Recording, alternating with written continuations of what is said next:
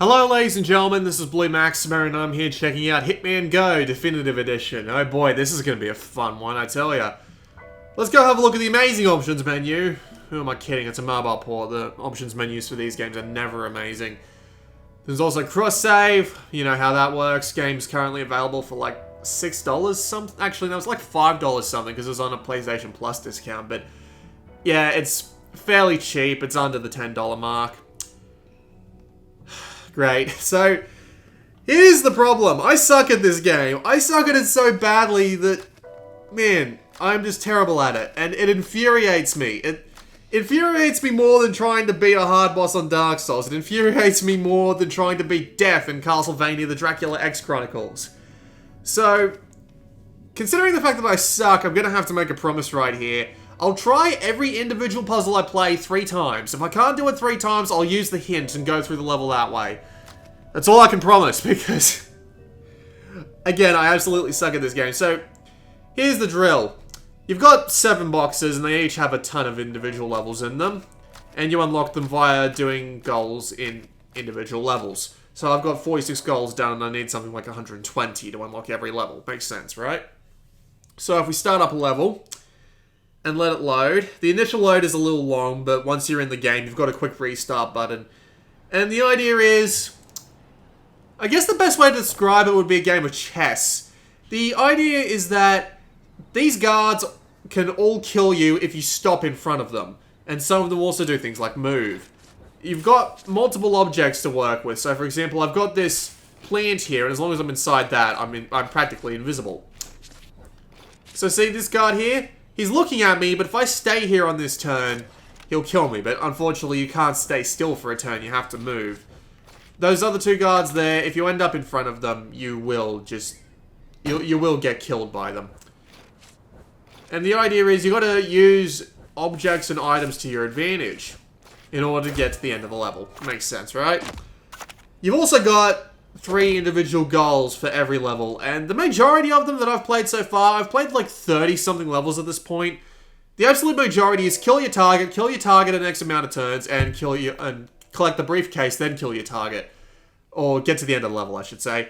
Which is a little bit disappointing. There are some levels which have much more interesting goals, like get to the end without killing any of the security guards. But it's still kind of annoying because they just don't do those sorts of goals very often. You can use the right stick to move the camera around. Admittedly, the game does look very nice. It will look a bit jaggy on the video, but on the Vita screen, it doesn't look that bad at all. You can also use the L button to actually get well, not so much a bird's eye view, but a much better overall cleaner view of the area. But yeah, I killed 2 of them once. But unfortunately, the game's camera is a little bit annoying because the way it works is that when you've got... What's the words I'm looking for? You've got problems with the game's camera because when the camera angle tends to swap rather dramatically, at least, you'll end up having the buttons change on you all of a sudden, and you'll go to do something like move in a specific direction, and the buttons will have changed, and you'll end up moving in a completely different direction and getting yourself killed. And that's infuriating. That's absolutely infuriating when that happens, and I wish I wouldn't do that. It's weird, because they'll change the camera angle to make it look like a sort of like dramatic kill, but this is Hitman GO we're talking about. It's not going to look that dramatic. We're working with chess pieces here, people. But I'll give the game credit. Its presentation is impeccable. Like, the Hitman games always have this weird sort of... I don't know what the word I'm looking for is.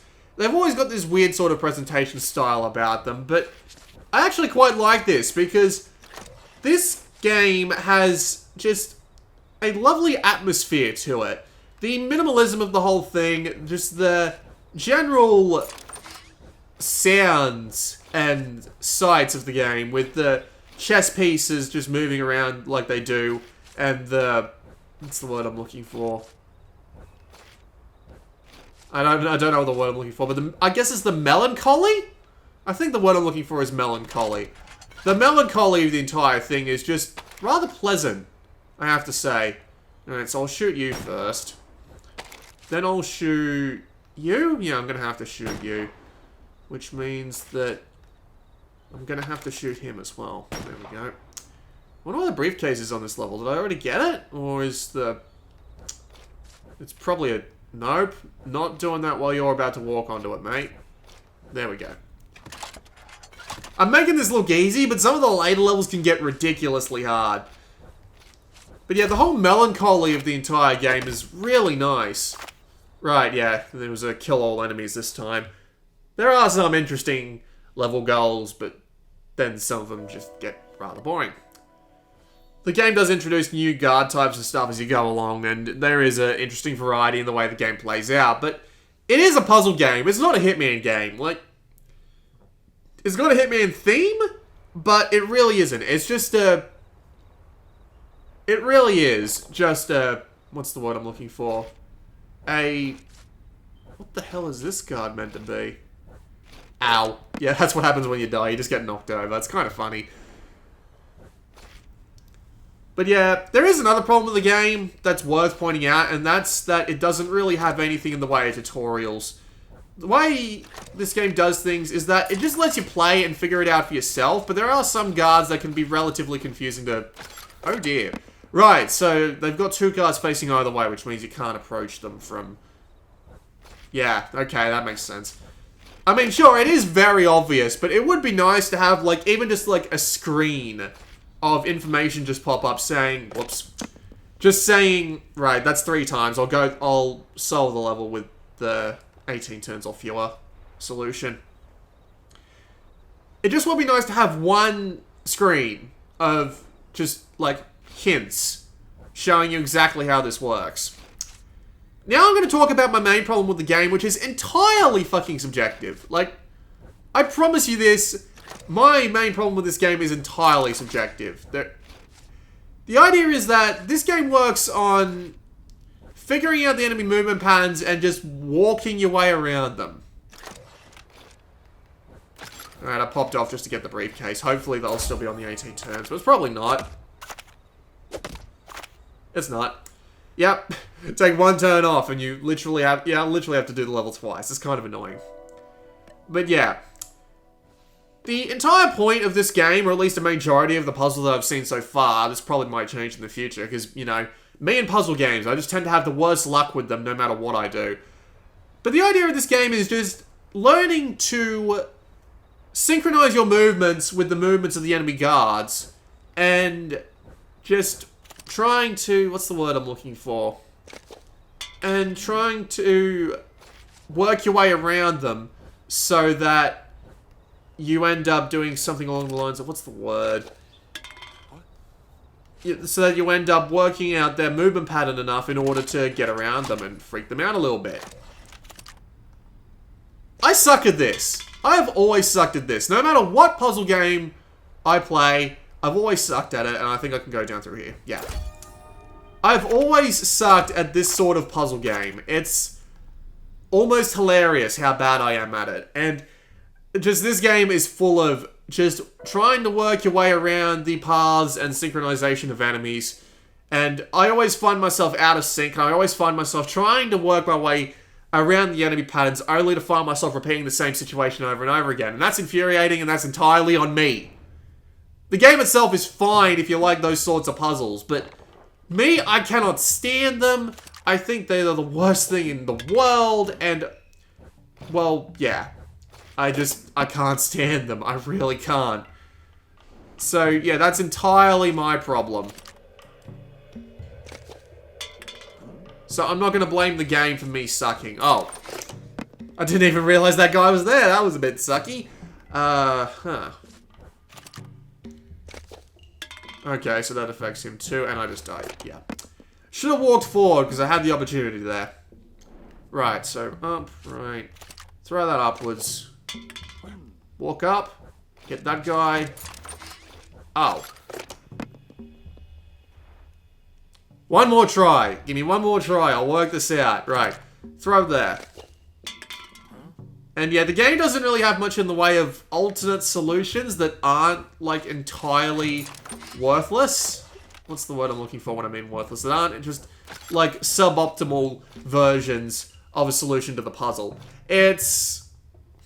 yeah, it's rather precise. It's a lot like that game called Memento, if you remember that. That game was alright, I couldn't really take the game's insistence. I'm dead. Yeah. Alright, hint. I'll be going for the hint now. Yeah, I can't take the game's absolute... just absolute, there is probably one optimal way to do this puzzle. I like puzzle games that have an optimal way to... no, I like games that have multiple optimal ways to do things, personally. But that's just how I roll, not how anyone else rolls. So, there is one other problem with this game, and I will mention it, that it's the hint system. The hint system is infuriating, because there's a trophy tied to it. If you use a hint at all, you permanently lock your save out of the Silent Assassin trophy, which is required because this game's got a platinum. So, in order to actually get that platinum, you need to actively wipe your save game, which they give you the option to do in the options menu, in order to get the Silent Assassin trophy. Which is infuriating because if I wanted a solution to your game, I could just go look it up on the internet anyway. So locking a trophy behind the hint system just seems really infuriating. Like, I know you're trying to encourage solving the puzzles by themselves, but locking a trophy behind that just means I'm going to go look it up on the internet anyway. So there's really no point in locking it behind a trophy. But that's a nitpick. The game itself is actually good. Like, I will admit, I can't find anything massively wrong with it that isn't a nitpick, or just my personal distaste for this genre. And it runs pretty well too. There's an initial load time, which is really, really long for some reason, but I don't really have that big of a... it isn't really that big of a deal, at least not from my perspective. I'm gonna have to kill this guy here, because if I don't, I'm not gonna be able to get to that key. The question is, what do I do now? I really should have thought this through now that I think about it. Yeah, because if I go up here, I'm gonna get slaughtered by the two of them. I'm not even gonna try, honestly. I'm not even gonna waste your time. I'm just gonna do 27 turns or fewer, because, yeah. I suck at these games. I fully admit I suck at these games. And this game isn't that bad. I don't know if there are, like, any mechanics or anything along those lines that would be absolutely infuriating to people. I can't know for sure because I suck at puzzle games and I'm not going to trust myself with that information. I'm not going to trust myself with, you know, actively saying, yeah, this game's got XYZ mechanic, therefore it's bad. Because I suck at these games, so there's... see? Camera angle changed and I ended up pressing the wrong button. It's infuriating. I'll go back to the, main menu. I'll go back and do a couple puzzles on the second box, because I think it comes with, like, a change of scenery, but... well, this is me we're talking about. I can't remember shit, can I? But yeah, the game itself isn't that bad. It really isn't. It's just, I find it infuriating. And if you're not a fan of puzzle games, this isn't going to convince you. It really isn't. It's about as basic as a puzzle game as you can get, just with a cool Hitman theme. And there are levels based on... should I even try? I'll try. Where's this one go? It goes down here. Right, so I've got this. That's amusing. I can throw up a two-story building. That's kind of great. Alright. I'll go get the blue key. And back upstairs. It isn't bad. It really isn't. It's just... again, I suck at these games. So there's really nothing I'm stuck. Yep, that happens. I can't get my brain to fit around these sorts of puzzles. It's never worked. Right, open the door. Grab the rock. Throw it on up.